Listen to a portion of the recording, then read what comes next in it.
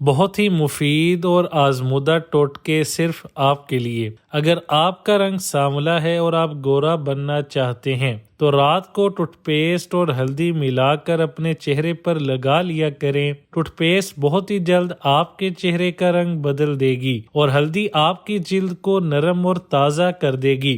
سانس کی بیماری کے لیے ایک چھوٹی پیاز کا رس اور ایک بڑی الائچی کو توے پر بھون کر اس کے دانے نہار منہ کھا لیں۔ سانس کی بیماری کے لیے انتہائی مفید ہے۔ ٹھنڈے دودھ میں شہد ملا کر پینے سے معدے میں سکون اور ٹھنڈک ملتی ہے اور اس سے گیس نہیں بنتی۔ کم عمر میں گردوں کو تباہ کرنے والی عادتیں: پانی زیادہ نہ پینا، نیند پوری نہ کرنا، مٹھائی زیادہ کھانا، پیشاب روک کے رکھنا، گوشت کا زیادہ استعمال کرنا۔ بھوک کے احساس کو فوری طور پر مٹانے کے لیے کھیر کھائیں۔ گاجر کے پودے کے پتے لے کر انہیں تھوڑے سے پانی میں ابالیں اور پھر اس پانی کو پی لیں۔ اس سے آپ کے چہرے کی دلکشی بھی بڑھے گی اور خون بھی صاف ہوگا۔ اگر آپ کے گھر کے دروازوں پر زنگ لگ جائے تو کالا تیل ڈال کر لوہے کے برش سے رگڑیں، زنگ صاف ہو جائے گا۔ مچھر کے کاٹنے سے خارش ہو اور سیاہ نشان بن جائے تو اس پر خشک صابن کی ٹکیاں رگڑ لیں، فوری آرام آ جائے گا۔ اگر کھانا کھاتے وقت زبان کٹ جائے تو جلدی سے کوئی میٹھی چیز کھا لیں، آرام آ جائے گا۔ جو لوگ قبض سے پریشان ہیں وہ بڑا گوشت زیادہ استعمال نہ کریں کیونکہ بڑا گوشت قبض پیدا کرنے کی وجہ بنتا ہے۔ چاول چاہے بریانی کی صورت میں کھایا جائے یا پھر پلاؤ پکا کر استعمال کریں، یہ بھی قبض اور گیس پیدا کرتا ہے۔ اگر آپ قبض کی ادویات کھا رہے ہیں تو اس دوران چاول کا استعمال ہرگز نہ کریں۔ ڈکار روکنے سے جسم کا کپکپانا اور دل کی رفتار میں رکاوٹ پڑتی ہے۔ پانی کے لیے کھدائی وہاں کریں جو پرندے گرمی سے بچنے کے لیے پناہ لیتے ہوں، کیونکہ جہاں پرندے پناہ لیتے ہیں وہاں پانی ہوتا ہے۔ بانجھ عورت کو نہار منہ ٹماٹر بار بار کھلاؤ، 3 ماہ کے اندر حمل ٹھہر جائے گا۔ روز نہار منہ اجوا کھجور عورت دودھ کے ساتھ کھا لے تو چہرہ 80 سال تک 18 سال جیسا جوان رہے گا۔ زیادہ کھانے سے دماغ کی شریانیں سخت ہو جاتی ہیں، جس کے نتیجے میں دماغ کی صلاحیت کو بیماری لاحق ہوتی ہے۔ سالن اور چکنائی کے داغ دور کرنے کے لیے اگر ٹیلکم پاؤڈر ڈال کر رگڑیں تو بھی داغ صاف ہو جائے گا۔ اگر آپ کو نیند زیادہ آتی ہو تو چکنائی والی چیزیں کھانے سے پرہیز کریں۔ اگر پیٹ کی کوئی بھی بیماری ہو تو اپنے گھر میں مسور کی دال کا استعمال زیادہ سے زیادہ کریں۔ چنے کی دال کھانے سے آپ کے خون کی روانی ہمیشہ درست رہتی ہے۔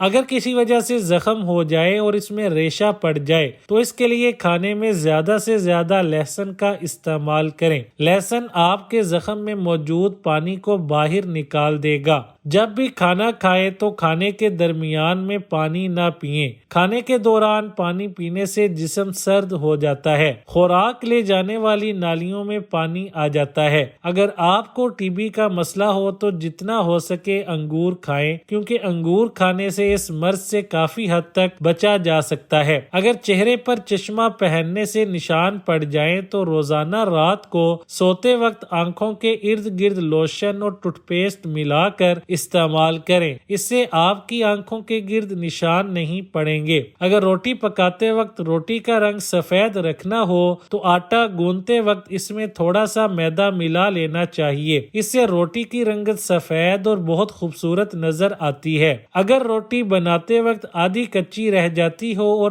آدھی جل جاتی ہو تو روٹیاں بنانے سے پہلے اپنے توے کو پودینہ رگڑ کر دھو لیں، اس سے روٹیاں صحیح بنیں گی۔ جب بھی بہت زیادہ بخار ہو تو کدو کے ٹکڑے کاٹ کر ماتھے پر ملنے سے بخار کا زور ٹوٹ جاتا ہے۔ سانس کی بیماری والے افراد کو کبھی بھی زیادہ وزن نہیں اٹھانا چاہیے، کیونکہ زیادہ وزن اٹھانے سے سیدھا سینے پر اثر ہوتا ہے اور اس سے آپ کو کچھ بھی ہو سکتا ہے۔ صبح سویرے زیادہ گرم روٹی نہیں کھانی چاہیے، ایسا کرنے سے منہ میں بدبو اور پیٹ میں گیس پیدا ہوتی ہے۔ کبھی بھی چائنا ربڑ والی جوتی نہیں پہننی چاہیے، ایسے جوتے پہننے سے آپ کی نظر بھی کمزور ہوتی ہے اور آپ کا قد بڑھنے میں بھی مسئلہ ہو جاتا ہے۔ تھوڑی سی ٹوتھ پیسٹ لے کر اسے دانوں پر لگائیں اور کچھ دیر بعد چہرہ دھو لیں۔ چند مرتبہ کے استعمال سے دانے ختم ہو جائیں گے۔ کھانے کے بعد خشخاش صاف کر کے تھوڑی سی کھا لینے سے قبض، خشکی، معدہ سب ٹھیک ہو جاتا ہے۔ کھانے کا طریقہ، فرمان مصطفیٰ صلی اللہ علیہ وآلہ وسلم نے فرمایا، ایک انگلی سے کھانا شیطان کا طریقہ ہے، 2 انگلیوں سے کھانا متکبرین یعنی مغرور لوگوں کا طریقہ ہے، اور 3 انگلیوں سے کھانا انبیاء علیہ السلام کا طریقہ ہے۔ اگر ہفتے میں ایک دن بھی آڑو کا استعمال کیا جائے تو جوڑوں کا درد دور ہو جاتا ہے۔ سر پر بار بار کنگھا کرنے سے بلغم خارج ہو جاتا ہے۔ صحت چاہتے ہو تو ان باتوں پر لازمی عمل کیجیے۔ چینی کی بجائے شکر کا استعمال کریں، میدے کی بجائے چکی کا آٹا استعمال کریں، عام تیل کی بجائے سرسوں کا تیل استعمال کریں، بناسپتی گھی کی بجائے آئل استعمال کریں، فارمی انڈوں کی بجائے دیسی انڈے استعمال کریں، پیکٹ والے دودھ کی بجائے تازہ دودھ استعمال کریں۔ مردہ جسم کو زندہ کریں۔ جسم کے 5 حصوں کی مالش کرنے سے